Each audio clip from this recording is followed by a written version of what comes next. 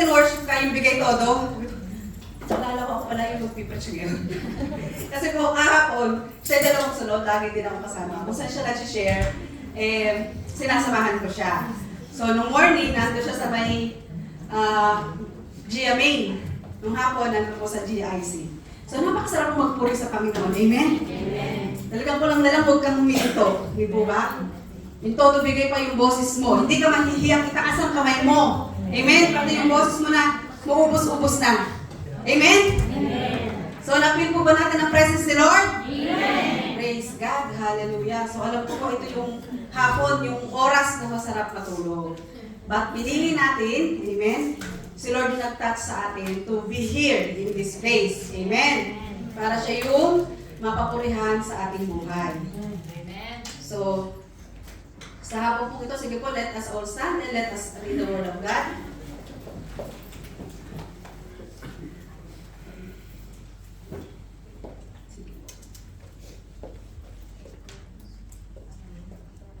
Doon po sa may Mark 10,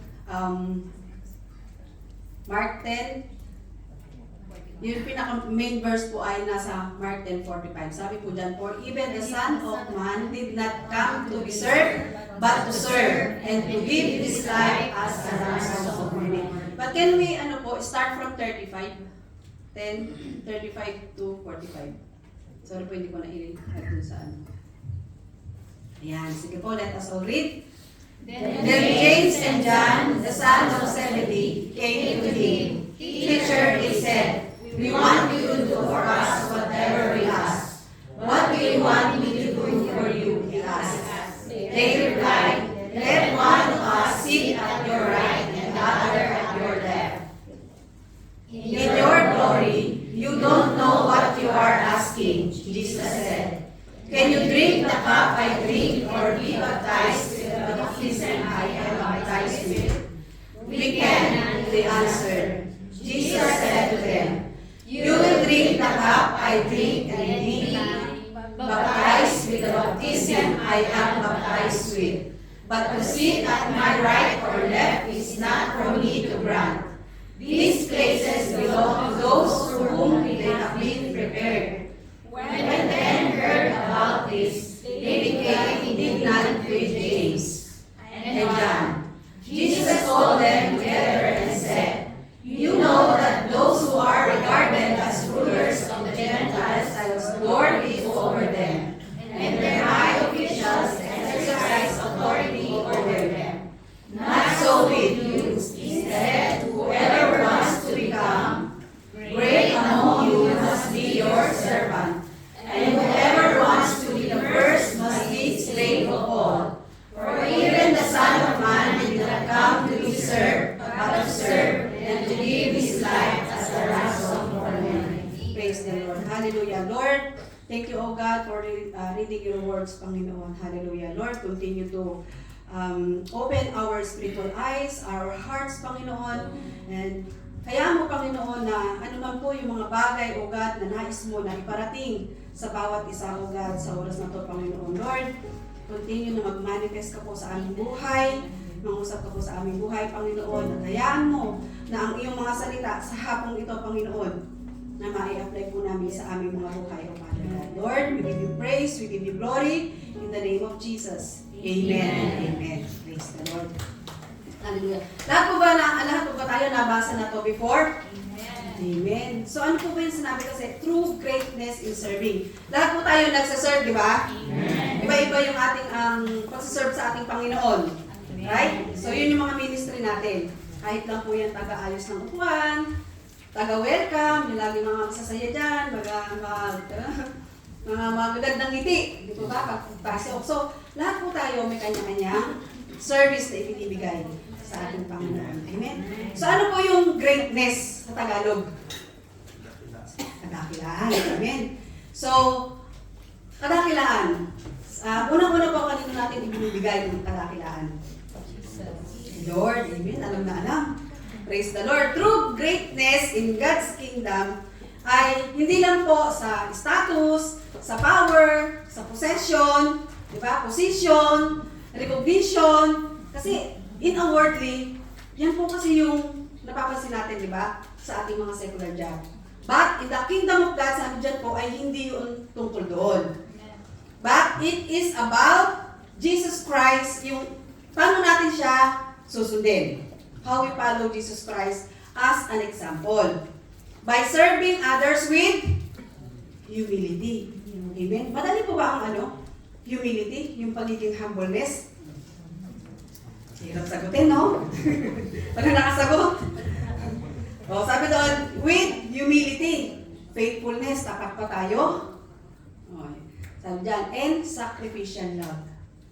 So, dito po sa verse na to, sa binasa natin, ay marami tayong matututunan. So, let us continue. May iba-iba ang revelation ng Lord sa bawat isa sa atin sa hapon ito. And it teaches us kung paano tayo lumakad doon sa kagustuhan ng ating Panginoon. Amen? Amen. As we read the passage from the beginning po, sa 35, may pinapakita po doon na dalawang klaseng pag-ugali. No? Yung greatness. Kasi nakita natin yung ugali ni James John. Di po ba? Yung binabanggit po dyan na may dalawang greatness kasi sa worldly. Yung sa secular job natin, di ba? Yun yung sa power, sa position, possession. So, hindi yun yung inuuna dapat natin. Amen? Kasi baka mamaya, trabaho tayo ng trabaho. Akala natin, yun na yung natin, attainment natin. Great na tayo. Sobrang dakila na tayo pag meron na tayong kayamanan. Diba? Mataas na yung position natin sa work natin. So, hindi po yun. Yun ay sa makamundong bagay. At yun naman pong isa, pinapakita doon ay yung sa kingdom ni Lord. Amen? So, tatlo po yun. Yung humbleness, faithfulness, tsaka yung mga sacrifices natin na ginagawa para sa ating Panginoon. Kasi kung ano po ang ginawa natin sa ating kapwa ay ginagawa natin sa Lord. Di po ba? So, nandun din yun sa may Book of Mark. So, tatlo yung niremind sa akin ng Lord dito sa passage na binasa natin. Sabi po dyan, what are the true greatness in serving? Una po is humbleness.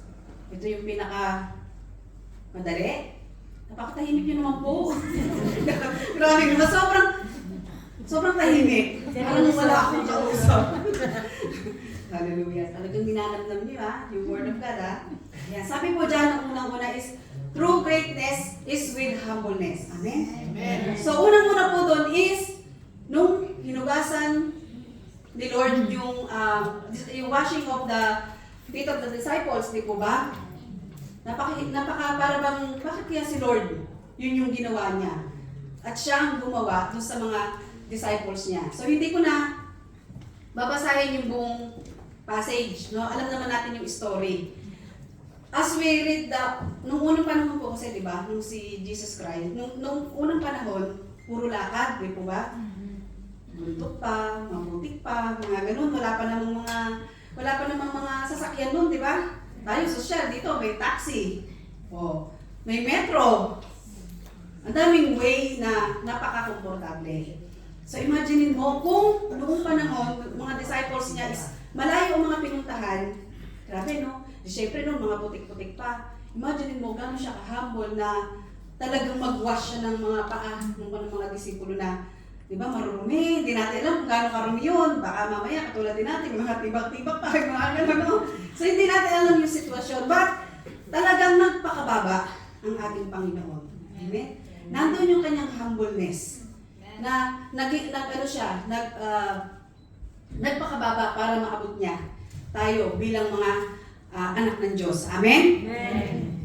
Sabi nga po dyan sa John 3:15, I have set you an example that you should do as I have done for you. So yung ginawa ni Lord sa kanyang mga disciples it is a reminder to all of us. Kasi baka mamaya po, di ba, sa atin din, sa mga ministry natin, pare-parehas tayo nagsiserve kay Lord. But baka mamaya nakakalimutan natin yung ginagawa natin sa ating kapwa, no? So dapat meron din tayong humbleness. Amen? We have the humbleness to serve one another. Amen. At dapat daw po, as a leader, as a servant of God, meron tayong willing heart to serve. Amen. At hindi yun po ba yung unahin natin yung sarili natin, but it should be others. Amen. Alam naman natin kung gaano ka example ng Lord. Sabi ko, ang daming reminder sa atin ng Lord, humbleness, para ito yung talagang ma-remind din sa bawat isa sa atin. Amen?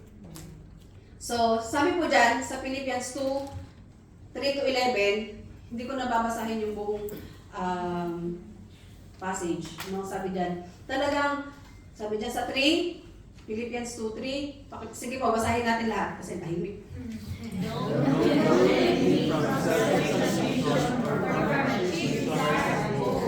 But be humble towards one another, always considering others better than yourselves.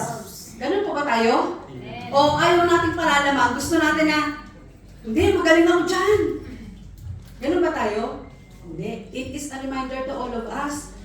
Kahit na ano ang posisyon natin, no? Kahit na tayo pa ay sabihin mong cell leader na tayo, or ano pa yan, kailangan, even tayo po ay nagtuturo, dapat tayo din po ay may teachable heart. Amen? Kasi hindi naman lahat ng bagay alam natin. Kaya sabi dyan, always considering others better than yourself. Hindi tayo magmamayabang na, alam ko yan. O baka mamaya, leader na tayo. Sabi dyan, bakit ba nauna pa itong pastor na to? Ba't ginawa siyang pastor? Nauna nga ako sa kanya nga naging cell leader. Di ba? So, dapat hindi ganun. Meron dapat tayong humbleness. No? Kasi minsan, di ba, na-mention nga kanina, na it's not about your position, your power, yung possession mo, it's not about that. Hindi tayo dapat na maghintay na ma-recognize tayo. Magsaserve tayo, whatever it is, kahit hindi ka matawag na cell leader, amen? Kahit hindi ka pa nagiging pastor, kasi it is a command of the Lord already na tayo po ay lahat dapat na sumunod sa utos ng ating Panginoon. Amen? Kasi may pinapagawa ang Lord sa atin. Baka mamaya, hindi naman ako cell leader, hindi na ako mag-evangelize, hindi na ako mag-invite, or hindi na ako aaten sa ganito. But if we are willing, kasi diba, if we are willing to be used sa kingdom ng Panginoon, kailangan natin talagang maging humble tayo, maging teachable tayo. Kasi hindi tayo matututo kung hindi natin tatanggapin, no, yung mga pagtuturo sa atin, lalo-lalo na sa Word of God. Amen? He was humble and walked the path of obedience. Yun yung pinakamahirap, obedience. Madaling sabihin, kayo nagsabi niyo. Dapat hindi, walang mahirap kay Lord. May mahirap pa kay Lord? Wala. O, bawiin mo sinabi niyo. Dapat, madaling sabihin, kaya nating gawin. Amen? We can do all things through Christ. Amen? Dapat ganun. Yun, mga sabi-sabi na lang yun pagka hindi ka pa Kristiyano. Diba? Dapat pag nagmamature ka na, dapat hindi na yun yung sasagot natin. Amen? So, madali na yun. Kasi kasama natin si Christ. Amen? So, obedience. Sabi dyan, no, he was humble and walked the path of obedience all the way to death. His death on the cross. Diba? On the cross. So, talaga namang hanggang sa kamatayan, di po ba? Ganun na lang. Kahit si Christ, yung binigay niya yung buhay niya. Para lang tayo matubos sa kasalanan. Di po ba? So, willing po ba tayo nun? Amen. Pag-right naman nila. Amen. Praise the Lord. So, willing tayo, ha? Amen. Ganun na lang ka-humble. Katulad din po si Moses, di ba? Sa may, mahaba rin yung story ito, sa may Numbers 12:3. Yung verse na yan, sabi dyan sa 12:3, Now Moses was very humble man, more humble than anyone else on the face of the earth. Grabe naman, napaka-humble niya ni Moses, no? Nung unang nababasa siya, kasi alam naman natin si Moses, hindi siya, putal siya sa pagsasalita, di ba? Pero tinawag siya ng Panginoon. Amen? So it is not about the position or yung kahit gano'n pa kataas yung position mo in a secular world. Minsan kasi ina-apply natin sa gawain eh. No? Sa opisina nga, manager ako, utos ako ng utos. Ganito yung mga pinapagawa ko. Sa Lord, magkaiba po. Amen? Si Lord nakatingin sa ating puso. Amen? Hindi dun sa may posisyon or dun sa status mo sa trabaho mo. Magkaiba yun. Amen? Pwede mo siyang i-apply, but kailangan ang puso natin ay tapat. Amen? Maganda ang motibo ng ating puso. Amen? God often chooses humble people to accomplish great purposes. Amen? So, ibasahin natin yung story ni Moses saglit. Sabi dyan, suddenly the Lord said to Moses, Aaron, and Miriam, I want the three of you to come out to the tent of my presence. They went, and the Lord came down in a pillar of cloud, stood at the entrance of the tent, and called out, Aaron, Miriam. The two of them stepped forward, and the Lord said, Now, hear what I have to say. When there are prophets among you, I reveal myself to them in visions and speak to them in dreams. Kasi di po ba, kinukutya nila si Moses in this passage. It is different when I speak with my servant Moses. I have put him in charge of all my people, Israel. Sige po, basa. Basa natin. So I speak to him face to face, clearly and not in riddles. He has even seen my form. How dare you speak against my servant Moses? The Lord was angry with them, and so has he departed. And the cloud led again, Miriam was suddenly covered with a red pieces, and turned as white as snow. When Aaron looked at her and saw that she was covered with the suffered disparagement, with the disease, he said to Moses, Please, sir, do not make us suffer disparagement.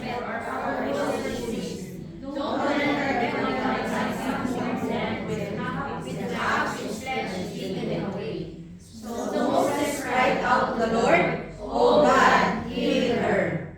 Di po ba? Grabe, kahit ginanon siya ni Aaron at saka ni Miriam, ano ang ginawa niya? Pinag-pray pa ni Moses. So kaya po ba natin yun na kahit na ang kapatid natin may ginagawa na sa ating hindi maganda, ipag-pray pa natin siya instead na kung ano yung ating sabihin. Amen. Praise the Lord. Grabe ang humbleness niya. Kaya alalahanin po natin yung ating mga kapwa na naglilingkod sa ating Panginoon. Amen. Let us speak blessing. Amen. Kasi grabe yung power. Kasi hindi natin alam kung ano yung covering na nanggagaling, kung ano yung anointing na binibigay ng Lord doon sa mga lingkod ng Diyos. Lahat tayo lingkod ng Diyos, di ba? It's not the position, it's not the pastor, but we are all. Pare-parehas po tayong lingkod ng Panginoon, kaya hindi dapat tayo nagsasabi na hindi maganda sa ating kapwa. Amen. Speak blessing, para blessing din ang ma-receive natin. Amen. Ganun siya ka-humble. So, we should be, aim natin na we should be like Moses. Amen? Amen? Amen. Praise the Lord. And yung pangalawa po is, through greatness, dapat meron kang faithfulness. Alam po natin yung kwento ni Ruth. Di po ba? Alam natin kung ano yung nangyari sa kanya. Di ba? Si Naomi, yung asawa niya, namatay, dalawang anak niya, namatay, dalawang lalaki. Tapos natira lang yung mga manugang na babae.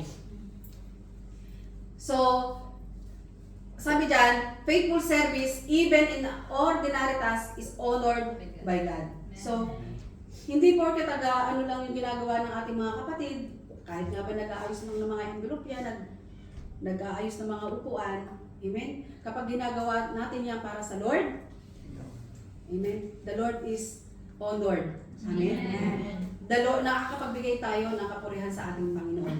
Amen? Amen? Serving is often expressed through loyalty, sacrifice, and daily faithfulness. So, makikita yun, hindi dapat sa tao, no? Yung loyalty, dapat para kanino yun, ginagawa natin dapat para sa Panginoon. Kasi pag ginagawa natin yan sa Panginoon, hindi tayo mapapagod. Right? Amen. Kasi pag nandun ang joy mo, wala lahat yan. Kahit malayo, kahit malapit, kahit maglalakad ka lang, if you know that you're doing it for the glory of God at masaya ka, amen? Talagang ang Lord ang mag-glorify sa buhay mo. And the Lord, in return, kahit hindi ka maghintay, si Lord ang magbibigay sa iyo ng award. Amen? Sabi naman kanina, huwag mong hintayin eh. It's not about the recognition. Kapag hindi ka nabati, hindi ka nakumayan, okay lang. Amen? Amen. Okay okay lang yun kasi minsan nakakalimutan naman din. Baka mamaya may si kapatid pala, hindi ka nakamayan, may problema. Diba? O siya naman ang kumustahin mo. Diba? So huwag tayong minsan hinahanap natin, ba't kaya ako hindi na kumusta ni kapatid? So, diba? Dati-dati naman, kinakausap niya ako. Dati-dati naman, wini-welcome niya ako. Tinatawagan niya ako, chinachat niya ako. Eh nung pala hindi mo alam, pagka ganun tayo mag-isip na, baka may naghalit na sa'yo. So instead na mag-isip tayo ng negative, dapat siya naman yung kumustahin natin. Di ba? Baka naman pala siya ay may problema, ikaw naman yung dapat na makapagbigay ng encouragement. So, ganun dapat yung service na maibigay natin. Amen? So, basahin natin yung kwento ni Ruth konti. Sabi diyan, long ago, in the days before Israel had a king, there was a famine in the land. So a man named Elimelech, who belonged to the clan of Ephrath, and who lived in Bethlehem in Judah, went with his wife Naomi and their two sons Mahlon and Chilion to live for a while in the country of Moab. While they were living there, Elimelech died, and Naomi was left alone with her two sons, who married Moabite women, Orpah and Ruth. About 10 years later, Mahlon and Chilion also died, and Naomi was left all alone, without husband or sons. Sometime later, Naomi heard that the Lord had blessed his people by giving them a good harvest. So she got ready to leave Moab with her daughters-in-law. They started out together to go back to Judah. But on the way, she said to them, "Go back home and stay with your mothers. May the Lord be as good to you as you have been to me and to those who have died. And may the Lord make it possible for each of you to marry again and have a home." Oh, Naomi kissed them goodbye, but they started crying and said to her, "No, we will go with you to your people." "You must go back, my daughters," Naomi answered. "Why do you want to come with me? Do you think I could have sons again for you to marry? Go back home, for I am too old to get married again." Even I thought there was still hope, and so I married a man and had sons. Would you wait until they had grown up? Would this keep you from marrying someone else? No, my daughters. You know that's impossible. The Lord has turned against me, and I feel very sorry for you. Again they started crying. Then Orpah kissed her mother-in-law goodbye and went back home, but Ruth held on to her. So Naomi said to her, "Ruth, your sister-in-law has gone back home." But Ruth answered, "Don't ask me to leave you. Let me go with you. Wherever you go, I will go. Wherever you live, I will live. Your people will be my people, and your God will be my God. Wherever you die, I will die, and that is where I will be buried. May the Lord's worst punishment come upon me, if I have anything but death separate me from you." When Naomi saw that Ruth was determined to go with her, she said nothing more. Faithful service even in ordinary tasks is honored by God. Amen. Di po ba? Nakita natin, grabe yung ka-faithful niya, hindi niya talaga iniwan. Amen. Eh kung tayo po kaya, sa ating buhay, si kapatid nagkaroon ng problema, tapos tumawag sa'yo, alam mo, manghihiram siya. Yun ang problema niya. Nagre-ring yung mobile mo. Alam mo, nagre-ring. Hindi mo sinasagot kasi alam mo problema. Kasi ayaw mo magpahiram. Sabihin nito, ito na naman to, makungutang na naman to. Di ba? So dapat, answerin din natin yung yung mga message, yung mga calls ng ating mga kapatid. Lalo na kapag sila ay may mga problema. Amen?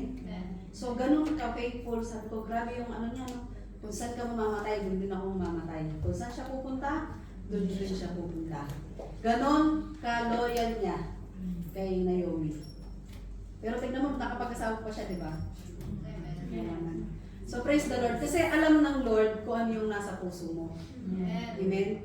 kahit na ano ang daanan mo, kapag mananatili ka pa rin para sa Panginoon, God allows those things kasi yung faith mo ay natitest. Amen? So it doesn't mean na kapag nagkaroon ka ng problema, hanggang dyan ka na lang. The more yung faith mo, the more yung marami kang problemang nararanasan, yung faith mo tumataas din, di po ba? Amen. Magtaka ka pagka sinabi mo wala kang problema, wala kang nararanasan. So, sino dito walang problema? Uy, natawa si ate Pat. Walang problema? Di ba? Pag wala kang problema, baka nasa mental ka. Di ba? Kasi wala naman taong walang problema. Iba-iba din ang level.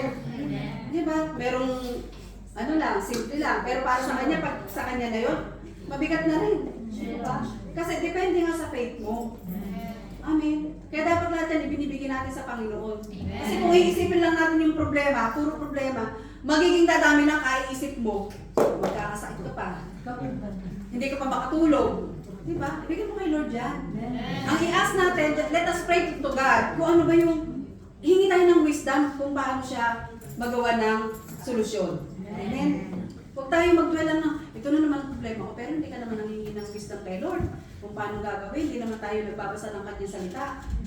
Kasi baka mamaya, paglapit natin kay kapatid, iba yung ma-advise sa atin, lalo pag nasa work, hindi po ba? So, dapat din, word of God mo. At din pag-pray mo din, Lord, kanino kaya ako pwede lumapit? Amen? Di ba? Kasi minsan, naranasan ko yun na, nung unang-una pa ako, bagong Kristiyano na, sabi ko, may lalapitan ka. Kasi madi-discourage ka rin eh. Pag lumapit ka basta-basta, tapos alam mo na kaya niyang ibigay para sa'yo, tapos hindi ka nabigyan, sasama ang loob mo. So, better na ipag-pray mo. Kasi minsan, pag pinag-pray mo yan, specific. Pati yung tao, sabihin niya, lumapit ka kay ganito. Minsan nga, hindi ka pa lumalapit, di ba? Kapag ka nasa group ka, pinag-pray, minsan instant, andyan na agad, lalapit sa'yo si kapatid. Yung hinahanap mo na problema mo, andyan na ang answer, di ba? Si Lord mismo ang bibigay ng sagot. Amen? Hindi mo pa kinakausap si kapatid, andyan na. Inaabot na sa'yo ang kailangan mo, nasagot na ang panalangin. Amen? Ganon kabuti ang ating Panginoon. Si Lord sobrang faithful, kahit nga tayo, minsan hindi faithful. Amen? Lahat sila faithful. Praise the Lord! Wala sumagot eh. Kahit minsan hindi tayo faithful, di ba? Oo. Ganon kabuti ang ating Panginoon. So, yun yung iisipin natin palagi. Amen? Yung faithfulness natin sa ating Panginoon. Amen? So, pangatlo po is, true greatness is to serve, not to be served. Ito yung sinasabi ng ating Panginoon. Amen? Na siya ang naglingkod sa kanyang mga disciples. Amen? Sabi po dyan, so Jesus called them all together to him and said, you know that those who are considered rulers of the heathen have power over them, and the leaders have complete authority. This, however, is not the way it is among you. If one of you wants to be great, sabi dyan, he must be the servant of the rest. And if one of you wants to be the first, sabi dyan, he must be the slave of all. For even the Son of Man did not come to be served. He came to serve, to give his life to redeem many people. Hindi po ba? Napakasarap pong maglingkod. Sino po ba dito yung, hindi, sa opisina na pinagtitimpla ko ng kape. Kapag matataas yung mga posisyon, ang gusto, yun nga, nai-apply minsan sa ganito. So, hindi pwede pong i-apply natin yun kasi magkaiba. Amen? Kailangan natin na magkaroon tayo ng pusong na marunong tayo mag-serve sa ating kapwa. Amen? So, kaya po ba natin gawin yun? Marami klase naman ng service para sa Panginoon. Ang ginagawa natin. So, pag hindi tayo na-recognize, do it pa rin kung ano yung pinapagawa ng Lord sa atin, kung ano ba yung gift natin, di po ba, no? Kung ano yung ministry, kung saan tayo tinawag ng ating Panginoon. Kasi lahat tayo tinawag ng ating Lord. Amen po? So, ano po yung una? True greatness is humbleness. And then, true greatness is faithfulness. And true greatness is to serve, not to be served. Amen. So, tatlo lang po yan. And for sure, alam ko na ang bawat isa sa atin ay marami pang i-reveal ang Lord in this passage. Amen. So, the Lord is reminding us kung ano po ba yung dapat natin gawing pagsiserve. Hindi lang sa ating secular job, di po ba? Sa secular job na, ang gagaling nga natin eh. Kahit na hindi yun yung pinatrabaho mo kasi meron tayong tawag doon? Job description. Tapos nagre-reklamo pa tayo na lagpas pa ron, di ba? Kasi multitasking nga tayo pag sa office. Kahit saan ka ilagay, nagre-reklamo ka ba? Hindi. Nag-overtime, may bayad. May bayad, kahit walang bayad, di ba? Anong ginagawa mo? Ginagawa mo pa rin. Umuwi ka na nga, dala-dala mo pa, kahit nasa bahay, nagtatrabaho ka pa rin. Pag kay Lord, ilang oras lang tayo sa isang linggo na meron ganito, may Bible study. Sasabihin pa natin, pagod na ako eh. Di ba? Kasi may sakit ako. Pero minsan, sabi ko nga dati, nung hindi pa ganun kalalim ang faith ko sa Lord, sasabihin ko lang na may sakit, masama ang pakiramdam ko. Di ba? Pero, maiisip mo ba yun na buong maghapon pumasok ka kahit masama ang pakiramdam mo? Pagdating sa church, hindi ka ba nakukonsensya na 2 oras lang, mauupo ka din naman? Wala kang gagawin? Maikinig ka lang ng Word of God, tapos sasabihin mo na masama ang pakiramdam mo? Di ba nakakaya naman yung ganon?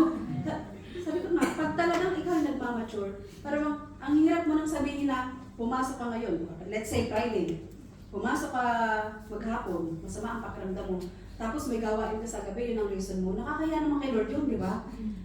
Nakayanan mo pumasok ng 7 oras, 8 oras. Pagdating kay Lord, hindi ka na naka-attend. Di ba makukumbit ka talaga ng Holy Spirit. Kasi nandun na yung yung priority mo. Na ang priority mo si Lord. Eh paano? Talagang binigyan ka ng sakit, paano ka pa talaga makakatrabaho? Eh lahat ng galing kay Lord. O, yung iba naman dahilan lang, para lang huwag umatin. O, sabihin na, ay, uminom na nga ako ng gamot kasi masakit ang ulo ko. Nung pala, hindi naman talaga, ano lang din. Nakahiga lang para sabihin na di ba? Madami tayong reason. Pag ayaw, siguro nagdadahilan kayo. Di ba yun yung mga mga madalas natin sinasabi na pag ayaw naman talaga, hindi mo talaga mapipilit. Madaming dahilan talaga. O, baka naman si kapatid may ang dahilan niya magpa-part-time. So pagpa-part-time niya, tanungin mo, baka naman maliit lang naman yung kanyang yung part-time niya. O di, sabihin mo sa kapatid mo, na magkano ba yung part-time mo? Ikaw na magbigay. O di ba? Kung malaki naman ang sahod mo. Tapos yun ang nagiging dahilan. Nakakatawa yung sa susunod pala, sabi ko gano'n. Sa susunod pala, pag hindi ako umatid, sabi niya kasi may part-time, babayaran mo na yung part-time ko. Kasi bago, no? Ang kain naman, marami sila. O sige, ang gawin natin, dahil 3 tayo, hati-hati na lang kami. O di ba na-win nila? Hanggang sa mag-grow yun, hindi naman palaging gano'n ang reason doon. Amen. Mahihiya din yun, hindi naman niya tatanggapin. Ayun naman. Sa palagay niyo ba tatanggapin ni kapatid yun? Mahihiya siya, syempre. Gagawa siya ng paraan. Kasi ang mga reason natin, pag maglalaba ba ako? Sabi gano'n. Pwede naman yung paglalaba. Mamaya naman. Hindi, marami kasing nakapila lang yung labahin eh. Di ba lalo pagka marami? Sabihin niya, hindi makakadalo dahil sa labahin. So, sabi daw nung isa, samahan mo maglaba, kaya rin na service. So, gawa natin ng paraan ba? Kasi minsan, bigyan din natin ng advice, baka mamaya naman, pwede namang mamaya kapatid na ikaw na maglaba, mamaya ka na maglaba, pwede naman yun after ng service. Kasi baka mamaya kulang lang sa di ba? Mahihiya siya na ang dami niyang dahilan. Amen? Amen. So, kailangan i-follow up natin yung ating mga kapatid. Alamin natin bakit ba hindi sila nakaka-attend. Amen? So, maging concerned tayo. Maging yung pagtulong sa ating kapwa. Pwede namang hindi laging cash yan. Pwede namang yung advice mo. Di ba? Akala naman natin kasi pagka tumulong na tayo, akala lagi financial. Yung prayer, napakalaking bagay, di ba? Yung kumustahin mo, mai-encourage mo, hindi mo kasi alam kung ano yung sitwasyon. Pag ilang araw mo na hindi nakikita or ilang weeks mo na hindi nakikita, so kailangan natin kumustahin. Amen? So, kailangan natin talaga na i-reach out. Amen? Hallelujah. So, alam na natin yung tatlo. Baka mamaya sa inyo, mas marami pang nire-remind ang ating Panginoon. Amen? So, tatlo lang yun. So, in conclusion, sabi po dyan, serve without expecting recognition. Kasi ito yung madalas. Pati yung sa promotion, sa ating mga secular job, tagal-tagal ko na dito, hindi pa ako napopromote. Mga ganyan, ano? Tapos, ito, ibang lahi, pagka ibang lahi, sabi niya, bakit ito? Ilang oras lang, half day lang, uuwi na, pero ang sahod ang laki. No. Di ba masyado tayo mareklamo? Ganun tayo, nagre-reklamo tayo. Tapos, ako maghapon na nagtatrabaho, may overtime pa, grabe, hindi man lang ako na-promote.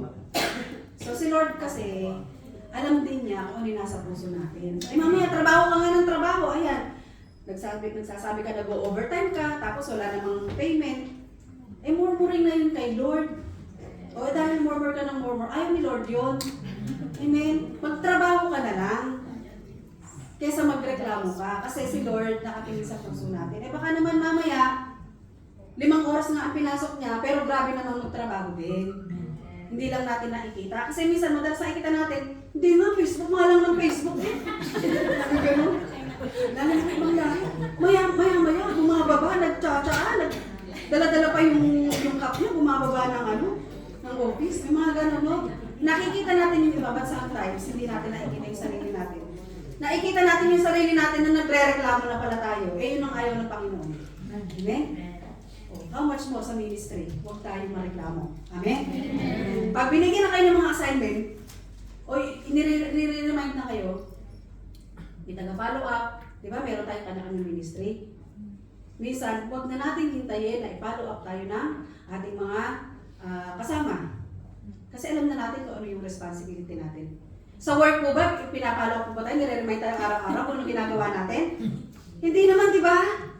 Sasabihin ba sa araw, o ito na, magbugas ka na ng plato, magluto ka na. Hindi naman ganun eh. Gumising ka ng ganitong oras, di ba?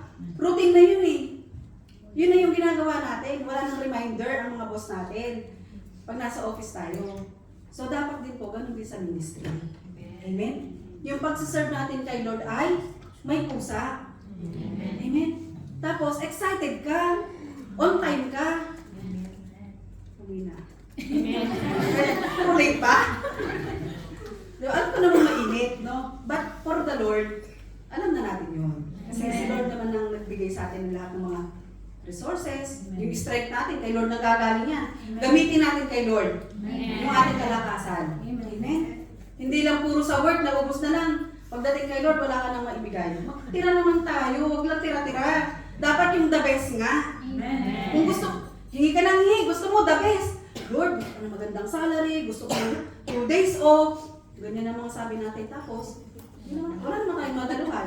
Puro lang gusto natin receiving ng the best. Ang tanong, are you giving your best? Are you giving your best to the Lord? Amen. Praise the Lord. Makaka-receive ka talaga ng the best kasi you're doing it. Yung the best na gusto mo para sa Panginoon. Amen? Basta maggawa ka lang ng the best para sa Lord. Kahit hindi ka manghingi, si Lord na ang magbibigay sa'yo. Naranasan mo na ba yung trabaho ka ng trabaho tapos hindi mo ina-expect? Hindi ka naman nanghihingi ng increase, binigyan ka ng increase. O, di ba yung may mga unang nagtrabaho na pinagpipray mo, isa lang day ko, binigyan ka ng 2. Imagine mo yun, alam ng Lord yung puso mo. Lord, bigyan mo ng isang off. Hindi ako a-absent ng every Sunday. Eh, binigyan ka pa ng 2 days. May mga ganun, di ba? Hindi mo, huwag naman a-absent.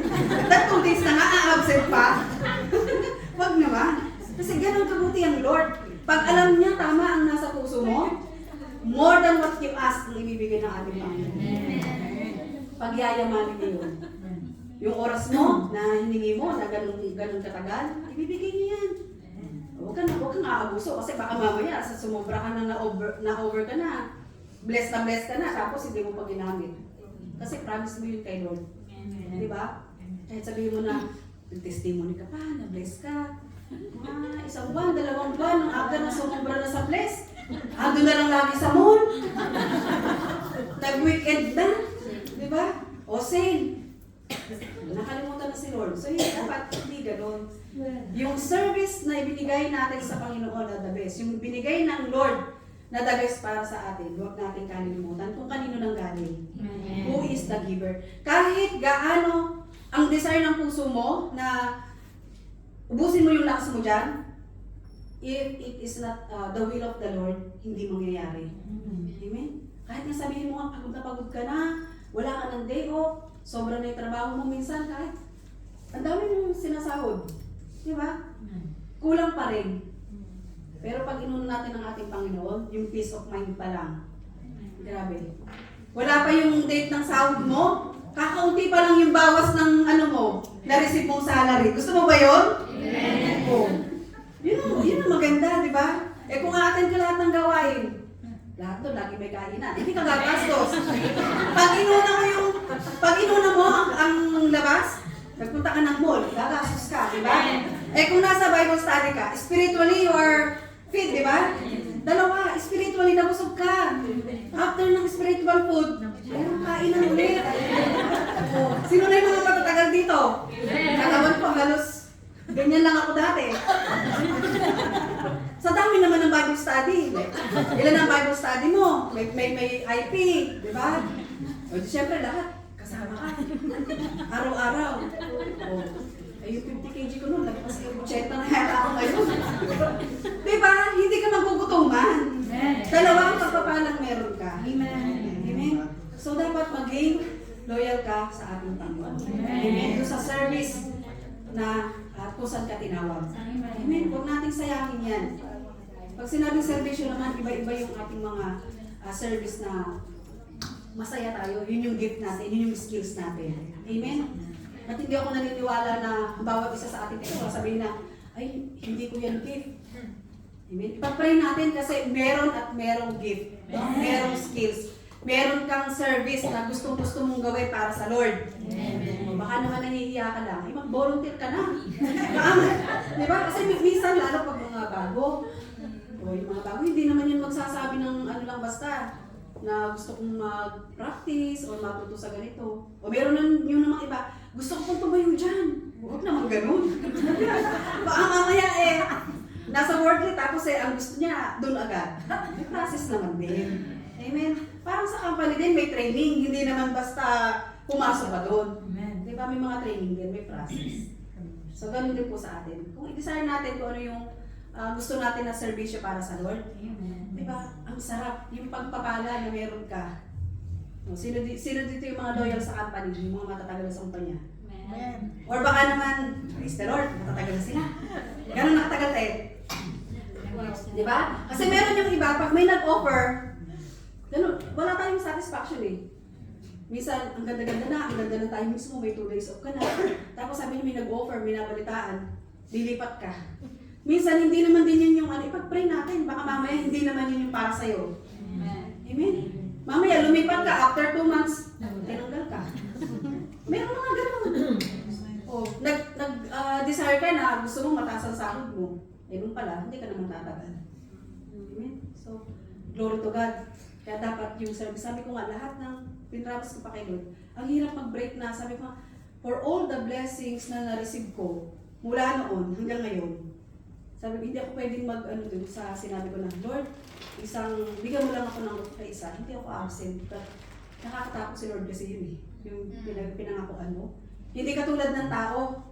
Ang tao, madaling sabihin, ay oo, bibigyan kita, ganito. Nakakalimutan na yan, mamaya pa lang. Kausap mo ngayon, sis, hindi mo naman ako ni-remind. Sabihin pa yun sa'yo. Diba? Pero pag si Lord, grabe, ang promise ng Panginoon. Sabi ko nga kasi pang 3 managing director rin sa amin. Yung unang umalis, parang gusto niya akong kunin. Siyempre, kahit naman siya yung nag-hire sa akin, yung, comfort na ako dun eh. Dito, sa company na to. Siyempre, ang inaano ko doon is, makikisama ka, tayo mismo, paano? Ang una ko kasi iniisip is, paano pag gusto ko lumabas ng maaga? O O, di ba? Kasi doon ako dito, parang yun yung comfort zone ko na, ay sabi ko pag Friday, pwede kang magpapaalam ako ng mga half hour, maaga, mga ganun. Kahit pa half day yung annual leave ko, pinapayagan nila ako pag Friday. Kasi gusto ko nga parating maaga sa gawain. Amen? Kaya sabi ko, ayun, praise the Lord at October, magre-renew ulit ako ng visa. So pang 19 years ko na sa company. Praise the Lord. Di ba? O sinong loyal ka sa company? O mas dapat maging mas loyal kayo kay Lord. Amen? Kasi binigay din yan sa inyo, may purpose ang Panginoon. Kung naging maluwag kayo sa isang bagay, maging maluwag din kayo. Magbigay ng oras sa ating Panginoon. Amen? Yung loyalty mo sa Panginoon, yun ang tinitingnan ng Lord, yung puso mo, yung servisyo mo na ginagawa mo sa Lord. Amen? Amen. Praise the Lord. Sige po. Conclusion, doon pa sa may 1 Corinthians. Kasi above all these things na hindi ka magiging humble, hindi ka magiging faithful, hindi madaling mag-serve, di po ba? Sa ating kapwa, lalo na depende sa sitwasyon, iba hindi basta-basta. It is about love. Amen. Sabi po dyan in 1 Corinthians 13:1-8, if I speak in tongues of men or of angels, but do not have love, I am only a sounding gong or a clanging cymbal. If I have the gift of prophecy, I can fathom all mysteries and all knowledge. And if I have faith that can move mountains, but do not have love, sabi, I am nothing. If I have all I possess to the poor, and give over my body to hardship, but I may boast, but do not have love, I gain nothing. So hindi tayo dapat magmalaki. Love is patient, love is kind. It does not envy, it does not boast, it is not proud. It does not dishonor others. It is not self-seeking, it is not easily angered. It keeps no record of wrongs. Love does not delight in evil, but rejoices with the truth. It is always protect, always trust, always hopes, always perseveres. Amen. Love never fails. Amen. Kaya ang ibigin natin ng ating Panginoon. Amen. Kasi sure yun. Walang kabiguan. Hindi katulad ng tao. Mahal ka niya ngayon, mamaya. Hindi na. Sabi niyo yan. Nagbabago, di ba? Pero si Lord never. He is always faithful. Talagang mamahalin ka niya kahit sino ka pa. Ano pa yung pinanggalingan mo. Amen? Praise the Lord. So, all glory to God. Sige po. Let us all stand.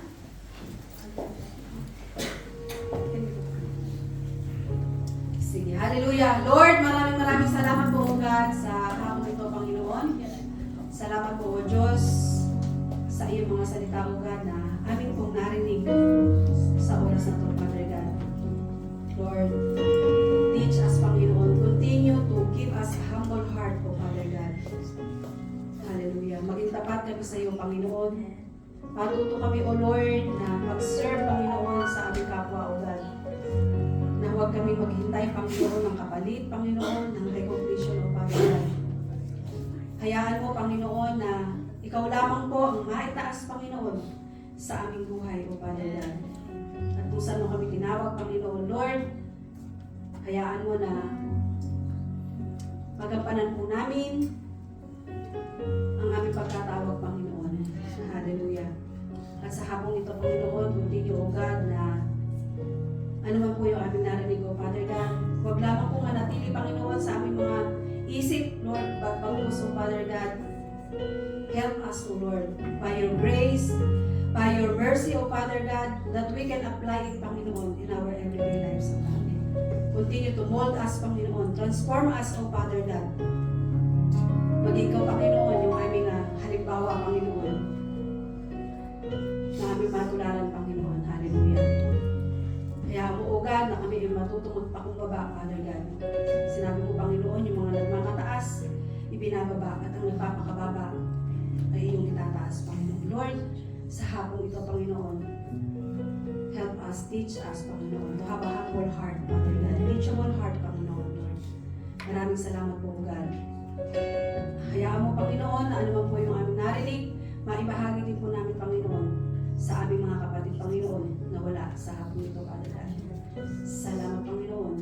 We give you praise, glory, honor, and praises in the name of Jesus. Amen and amen. Praise the Lord. Sige po, let us continue po.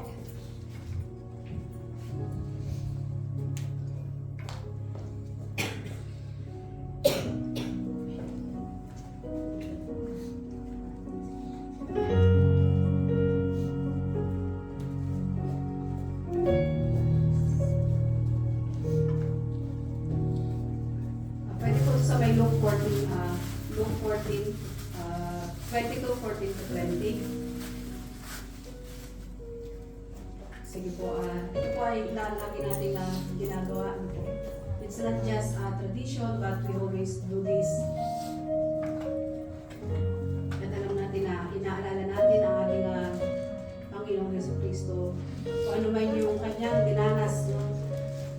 Kung paano niya tayo pinatawad. Amen? Kung paano niya tayo tinubos. Sabi po dyan sa Luke 22, 14 to 20.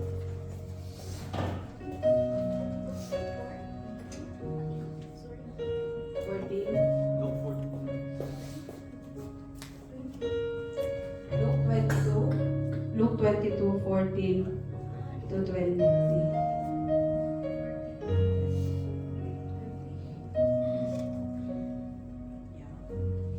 Luke 22, 14 to 20. Okay. Sabi dyan, when the hour came, Jesus and his apostles reclined at the table. And he said to them, I have eagerly desired to eat this Passover with you before I suffer. For I tell you, I will not eat it again